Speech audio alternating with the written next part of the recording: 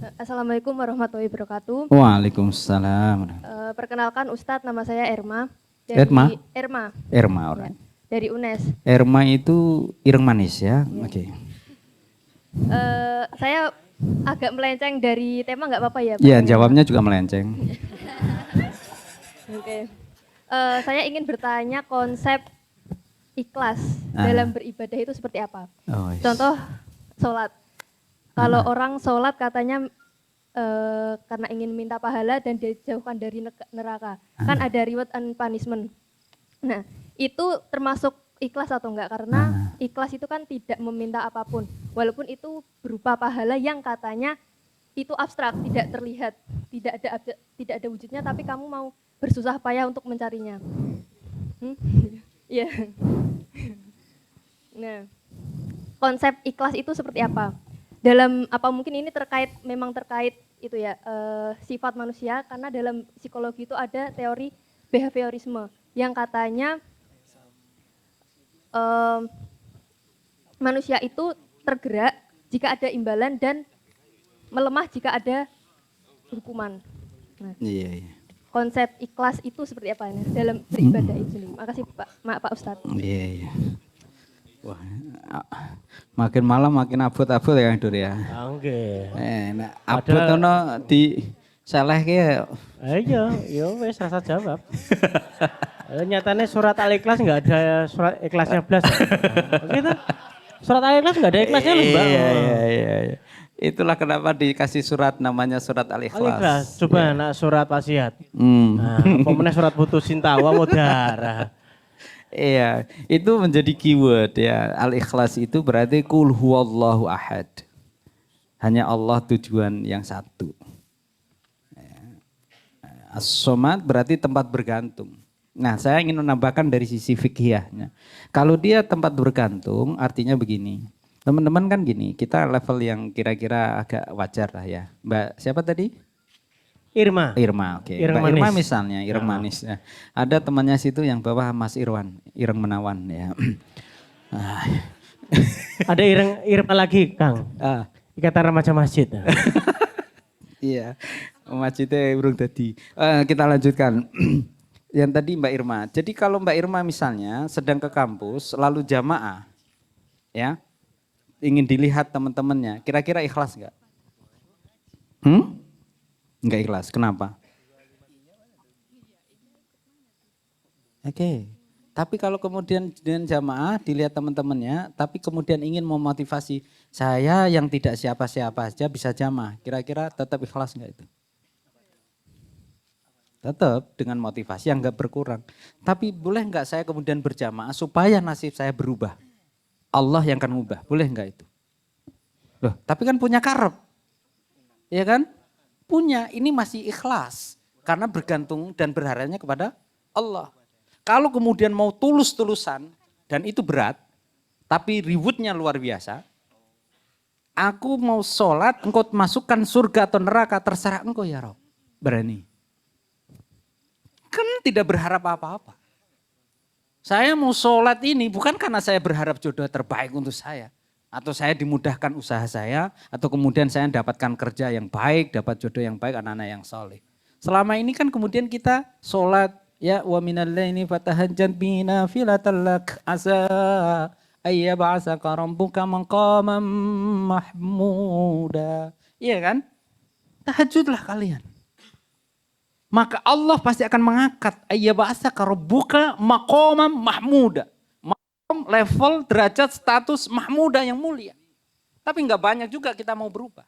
Ditantang kita sama Allah, ayo bangun. Katanya mau berubah, aku tunggu. Mayas alani fa'atoituhu. Siapa minta kepadaku, aku kasih. Jangan minta kepada bank untuk utangan. Apalagi ngarep warisan. Dipatenin wong tuane, ora sido. Ya, arep nikah kok nyicipi kono kene, ora sido. Marangan bakwan. Bar mbok cicipi enggak ora sido. Ya. Lah iya. Aku ora melu-melu Mas, bahaya wi. Ya. Lalu kalau engkau tidak percaya bisa syirik itu. Mayyad'uni fastajibu lahu. Engkau minta aja kepadaku, aku kasih. Berarti aku enggak tulus ya Rabb. Aku yang perintah kepadamu. Jangan kau anggap ini sebuah apa? Sebuah permintaan. Enggak, Allah yang nyuruh. Wa idza sa'alaka ibadi anni fa inni qarib ujibu da'wata da'i idza da'ani. Aku akan mengijabah doa. Jawaban Allah itu. Falyastajibuli. Ini kalau di pesantren-pesantren istajibuli berarti numrio siro kali Allah. Kenapa kemudian kita takut untuk menjadi miskin padahal kita ngaku dari hamba Tuhan yang maha kaya? Ada apa ini? Masa takut dengan hutan yang ditebas? Hutannya Tuhan masih banyak. Masa takut dengan kenaikan beras? Wong kita udah biasa puasa. Ya. Masa takut kita dimutasi? Kita sudah biasa datang tanpa apa-apa. Ya, datang tak diundang, pulang tak jelangkong dong. Ya, tapi konsep ini kemudian kita ambil tadi. Tapi saya izin menghadirkan satu ayat yang terakhir untuk menjawab konsepsi tadi. La aghwiyannahum illa ibadakas salihin, illa ibadakal mukhlisin. Rob, kalau manusia ini ibadah sholat, masih gampang aku ganggu. Puasa aku ganggu. Tapi aku tidak bisa mendekati hambamu yang kemudian dia ikhlas. Seorang suami yang salih tidak cukup. Mi, Abi kan udah bangunin anak. Udah masak. Udah minumin, udah ngantar ke sekolah. Masa sih kayak gini? Ya wong wedok kayak apa? Ini tuh. Kira-kira ini ikhlas nih tuh. Setan akan masuk tuh. Tuh lihat tuh istrimu. Udah dikasih bulanan, kasih maleman, macam-macam masih kayak gitu tuh masuk nih. Tapi kalau kemudian kita mengenolkan, menzerokan sebuah ekspektasi yang kemudian kita ikhlas tadi itu, ya Rob, enggak apa-apa. Kolompon nampi. Ini ada yang nggak paham Jawa? Ada, oke, sorry. Mau tak lanjutkan kan gitu ya. Saya terima ya. Kalau memang takdirku istriku seperti ini, aku terima. Kau yang membahayakan semuanya, dia semua bebaskan, ya, saya tuluskan itu. Setan kira-kira ngapain tuh? Nganggur dia. Mau tak kuda malah gitu epleh-epleh tok. Jadi setan dia nggak berdaya. Dan itu memang pantangannya di situ. Kita udah dikasih tahu, setan memang nggak terlihat, tapi pantangan dia itu kita ikhlas. Yang di santren ini, yang kemudian kita penggiat di masjid, ya Allah, takmir masjid itu gak ada gajinya. Ya, tapi begitu kotak, loh kayaknya kotak dimasukin terus, kok gak ada saldo-saldo gitu kan, dicurigain terus. Itu kalau gak ikhlas ya sudah mutung, kayak Nabi Yunus. Bareng mutung dicaplok iwak, ya dimakan ikan hiu. Karena dia mutung, nah kan gak perlu mutung. Kesabaran itu, maka kalau kita lihat di ayat itu innallaha ma'as sabirin. Ma'as itu ma'as sabirin. Allah itu menyandingi, membersamai orang-orang yang sabar. Nah selama ini kita nggak sabar, Allah lewat aja. Mau bisnis, dodolan salah orang lakui, jajal dodolan gorengan. Gue entah ganti loh, iki udah dilari sih yang salah. Ora sabar. Ngenteni, Mbak kapan lulus semester 3? Wes tak golek aja. Kapan lulus semester 5? Istiqomah makan dulu, maka keramah itu akan hadir. Kira-kira begitu ya. Tapi kuncinya adalah selama kita masih menggantungkan karena Allah, termasuk ini pertanyaan saya masih ingat di masjid kampus di Undip. Ustaz, apakah kita ikhlas di Ramadan kita nunggu malam Lailatul Qadar? Karena kita berharap Lailatul Qadar dapat, masih ikhlas. Karena itu Allah yang kasih. Tapi kalau kemudian kita puasa ya karena pingin dapat motor dari orang tua ya, tanah kaplingan dari mertua ya, lalu kemudian kita nanti diancam sama dosennya ya. Tapi ya enggak apa-apa, itu kan diripanin. Kalau kemudian tara teori tadi reward itu memang ya wajarnya begitu, enggak ada masalah. Ya, kita semua sholat subuh itu penuh perhitungan enggak tuh? Teman-teman hadir ini sedulur penuh perhitungan enggak datang. Secara teori saraf-saraf itu, saya pernah mengkaji bareng itu. kita ini manusia yang penuh kalkulasi. Apakah salah? Enggak. Jenengan sholat subuh berjamaah di masjid itu penuh kalkulasi. Dan Islam mengajarkan itu. Satu, ini terang atau hujan? Terang, oke jalan. Lalu manfaatnya apa? Saya tadi cukup tidur. Saya akan jamaah lebih fresh, saya kemudian nanti bisa melakukan yang lain. Tapi kemudian ada lagi pertimbangan lain. Ngapain saya ke masjid? Nanti saya ketemu musuh saya. Nanti saya di masjid sebelah saya itu biasanya gak gelem salaman. Aku wis ngene kono ra sido. Ada gak gitu? Wih, tanganku najis toh. Ya, itu penuh pertimbangan. Datang ke sini menguntungkan atau tidak? Ya, ibu-ibu jalan kaki sehat itu kalau kemudian door prize-nya nomor 1 motor pada datang.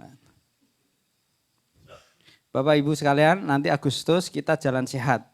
Kebetulan karena saldo di RW kosong, nanti ya door prize-nya kebetulan ditiadakan dulu.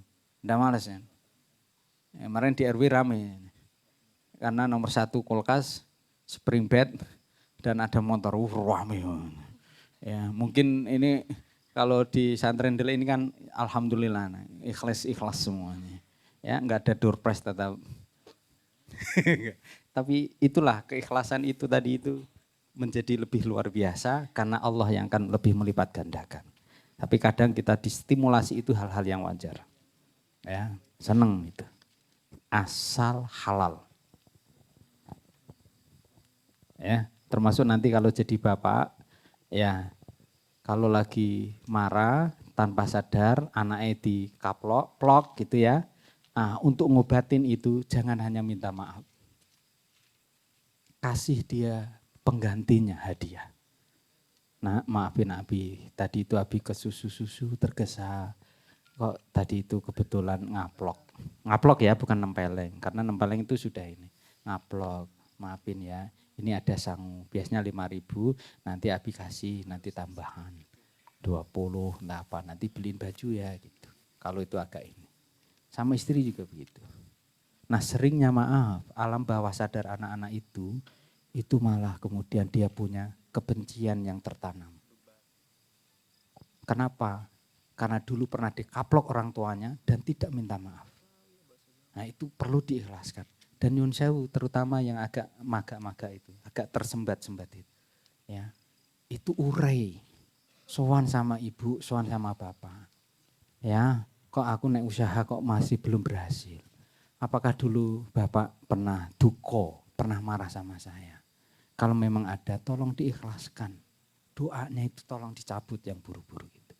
Saya punya adik, kemarin akhirnya mobilnya dijual.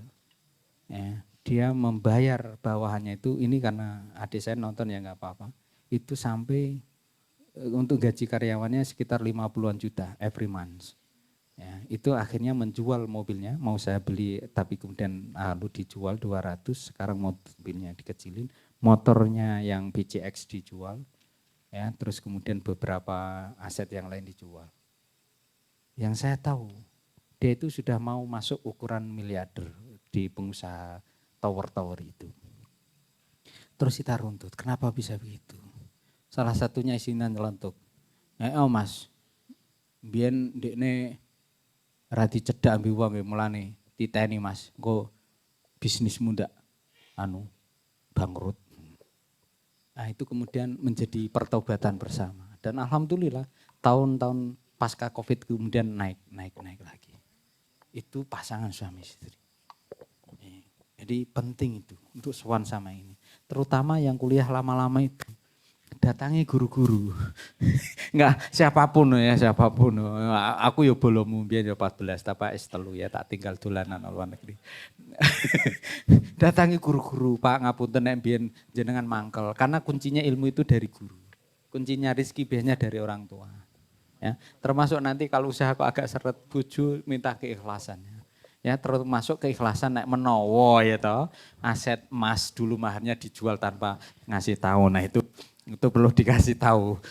Biyen masmu tak dul tapi Aku meneng-meneng. Tapi barusan ada WA tadi siang, itu WA, mudah-mudahan tidak dari sini. Ustadz, saya itu perlu nggak jujur sama istri saya. Kenapa? Karena dulu pernah dia dekat dengan perempuan lain. Saya bilang kan kalau begitu udah tutup aibmu, bersimpuh di hadapan Allah, taubatlah. Nggak usah dibuka sama istri. Iso Kalau gegeran. hah? Iso gegeran kan? Iso gegeran. Alam bawah sadarnya tetap tidak terima. Padahal Allah sudah nganugerahkan aib itu tutup dari istrinya.